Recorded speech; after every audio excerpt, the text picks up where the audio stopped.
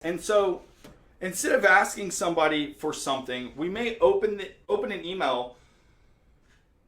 Instead of saying, hey, come take a survey, which is a great way, guys, the survey methodology, where you can take maybe 100 people that are maybe competitors or your ideal buyers, or anyone you want to really have a deep understanding of what problems you might be able to solve with them, and you just ask them for the advice. So it might go something like, pardon me, I'll give you some better examples, but just off the cuff, something might look like, I have software that I want to sell to doctors, and so I'll reach out to 100 doctors of a specific, maybe it's oncology, okay? And so I'll reach out to 100 oncologists and say, hey, I'm preparing a survey. Here's the question.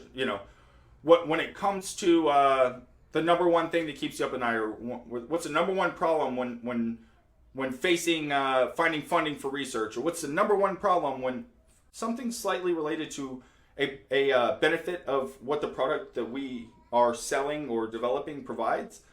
What you can do is, in that list of people that you're having a discussion with, you can ask them what this single question is. And getting an answer to that single question, I believe Ryan Levesque calls it single most important question. What is the single most important thing that keeps that person up at night? This is an awesome way to build an email list, and the anatomy of this email can be laid out in many other sales emails. And it might look something like the approach, where we're going to come in and ask for some advice. And it might be something like the subject line. You've got this email from me before, so I'm laughing a little bit. Can I have your advice? You guessed it. Can I have your advice? And so I might email somebody and say, hey, can I have your advice? And that would be the subject. It might say, can I have your advice, John? Put their first name right in the subject line if I've got that information. I did not bring any water. And anyhow, sort it.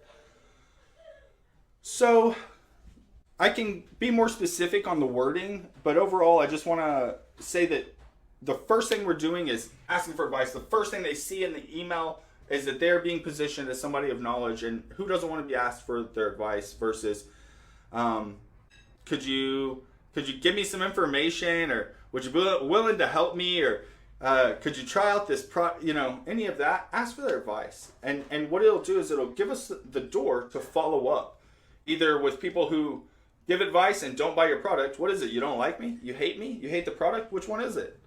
Right? You have a reason to follow up with somebody.